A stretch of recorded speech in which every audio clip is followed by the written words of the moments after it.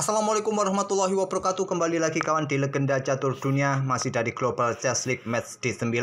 Hasil Match D9 sedikit banyak sudah admin jelaskan di video tadi siang. Dan langsung saja kita ke game yang akan kita ulas kawan. Dari Match Play 23 antara tim MVL versus tim Jan Christoph Duda. Dan game yang saya ambil ini dari papan 3 kawan. Antara Vidit versus Daniel Dubov. Dan langsung kita ke papan permainannya. Dan ini merupakan game kedua mereka kawan. Pada game pertama mereka bermain imbang alias remis. Gantian sekarang Dubov yang pegang putih mengawali dengan pion E4, pion E5 balasan Vidit. Mereka bermain dengan pembukaan Ruy Lopez kawan dan Morphy defense pion A6.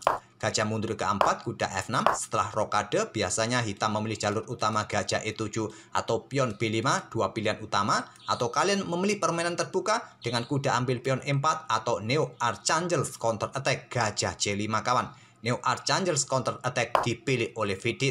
Kalau kalian memilih permainan terbuka dengan kuda ambil pion E4, putih menjawab dengan pion D4 kawan. Hitam menjawab dengan pion B5 selepas gajah mundur, hitam membalas dengan pion D5.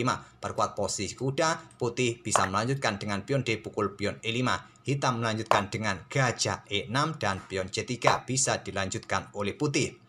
Oke, kembali ke permainannya, memilih Neo Archangels counter attack dengan gajah C5 dan pilihan utama pion C3, pilihan nomor 2 pion D3 atau pengorbanan sementara kuda ambil pion E5 kawan. Dan jika diterima kalian garbu dengan pion D4 di sini biasanya hitam ambil pion E4, ada menteri E2, pion F3, benteng E1 bisa dilanjutkan oleh putih.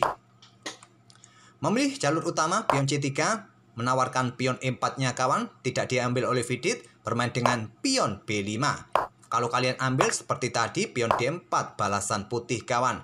Dan banyak pilihan di sini, kebanyakan di game-game terdahulu, manusia memilih gajah mundur langsung ke peta A7. Tidak berani membuka lajur E dengan pion pukul pion. Tapi jalur engine kawan, pion pukul pion merupakan pilihan terbaik.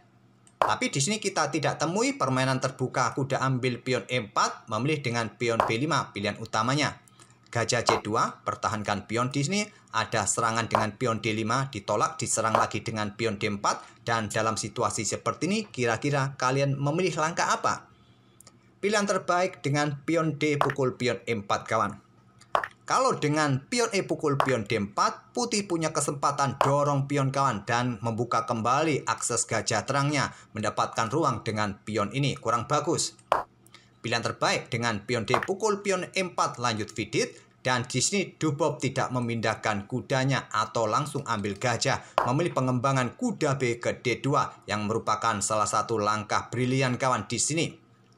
Dan dilanjut dengan pion ambil kuda F3. Menteri ambil balik pion F3.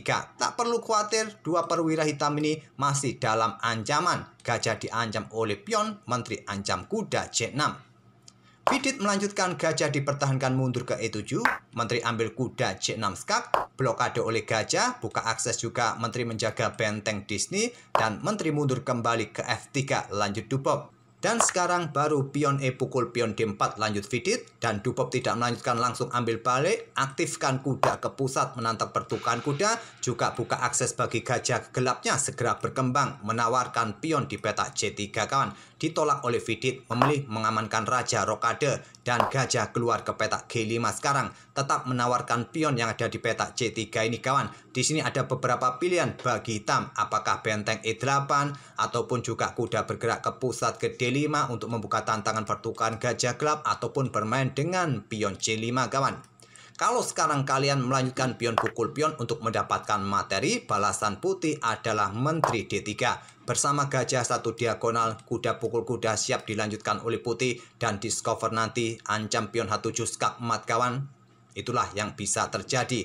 Kalau di sini kuda pukul kuda terlebih dahulu dipilih oleh hitam kawan, maka bisa berlanjut menteri ambil balik dan coba lihat ancaman skakmat, juga ancaman pada gajah ini kawan. Dan hitam akan kalah satu perwira. Ataupun pada posisi seperti ini kalian bermain dengan pion G6 terlebih dahulu, maka didahului oleh putih pertukaran di peta F6 ini kawan. Setelah ambil balik, maka tetap saja hitam akan kehilangan satu perwira nanti. Pengorbanan ini sementara kawan, nanti berlanjut kuda ambil gajah F6 tetap garbuan pada menteri. Tetap di sini hitam akan kalah perwira. Itulah kenapa tidak diambil oleh Vidit dengan pion D pukul pion C3, memilih dengan pion C5. Dan akhirnya Dupop bertukar perwira gajah sikat kuda F6. Diambil balik oleh gajah, tidak melanjutkan untuk ambil balik gajah ini kawan. Nanti diambil balik oleh pion atau diambil balik oleh menteri sehingga bertumpuk pion. Tidak, Dupop memilih ambil pion yang ada di peta C5. Dan ada benteng E8 kawan. Pilihan terkuatnya menteri ke peta E7, tapi di sini memilih benteng E8. Tapi sayangnya Dupop tidak bisa memanfaatkan langkah benteng E8 mengambil materi yang ada di peta D4. Pion C pukul pion D4. Ada yang terlewatkan dari Dupop yaitu kuda ambil gajah kawan setelah diambil balik oleh menteri. Dan coba lihat semua perwira mayor ini kawan berada pada peta terang. Bisa berlanjut dengan gajah E4, bisa mendapatkan kualitas perwira kawan. Kalau benteng bergeser ke sini kawan, ada opsi gajah bergerak ke sini, juga pin menteri benteng ataupun benteng menghindar kemana, nanti gajah bisa bergerak ke C6, pin menteri bersama benteng tetap mendapatkan kualitas perwira. Itu yang terlewatkan oleh Dupop memilih dengan pion C pukul pion D4. Gajah menghindar ke peta E6. Dan di sini ada gajah E4 tetap menjadi opsi utama kawan, tapi memilih dengan benteng FE1. Gajah ambil pion D4, kuda ambil gajah E6, diambil balik menggunakan pion, yang terkuat menggunakan benteng baku hantam nanti baru diambil balik oleh pion kawan, tapi langsung ambil balik kuda menggunakan pion. Di sini benteng AD1 pin gajah, serang gajah, dan pion didorong untuk backup gajah. Yang terkuat adalah benteng F8 kawan. Bersama gajahnya coba serang pion yang ada di peta F2. Kemungkinan gajah ini akan diluncurkan skak. Jika diambil oleh raja, maka menteri akan bergerak melakukan skak dan mendapatkan gajah di sini nanti. Tapi memilih dengan pion E5, menteri bergerak ke H5, pressure pion ini kawan, dan pilihan terkuat adalah pion G6, tapi memilih dengan pion H6. Dimanfaatkan menteri G6, awas ada ancaman di sini. Menteri hitam keluar ke peta F6, lanjut Vidit. Tapi selepas benteng sikat gajah ini kawan, Vidit menyerah di langkah ke-23. Apa ancamannya kawan? Ancamannya sebagai berikut. Tentu jika lajur E ini terbuka, benteng di belakang jatuh. Kalau didahului dengan langkah menteri pukul menteri, tetap saja kawan masih bisa diambil balik oleh gajah. Dan selanjutnya tetap gajah akan pressure lajur E ini jika pion ambil benteng, maka tetap putih akan unggul satu perwira. Jika dilanjutkan kawan, putih akan tetap menang. Apakah pion ini berhasil bisa didorong kawan? Tentu saja tidak. Karena raja masih bisa mengejarnya kawan, tidak bisa sampai bisa promosi. Oke, tak perlu saya perpanjang lagi. Setelah pas gajah tadi disikat oleh benteng D4 ini kawan, Vidit menyerah. Kira-kira variasi apa terbaik untuk memperpanjang permainan, untuk memperbaiki kondisi? Tidak ada kawan. Memang pilihan terbaiknya ya pertukaran menteri langsung di sini. Oke, itulah kawan permainan Dani Dupop pada game ke-8-nya mengalahkan Vidit Santos Gujarati. Semoga ide-ide pembukaan dari Dani Dupop tadi dalam permainan Ruy Lopez Neo Archangel Counter Attack bisa jadi bahan referensi, dan kita akan bertemu di video-video berikutnya. Terima kasih. Wassalamualaikum warahmatullahi wabarakatuh.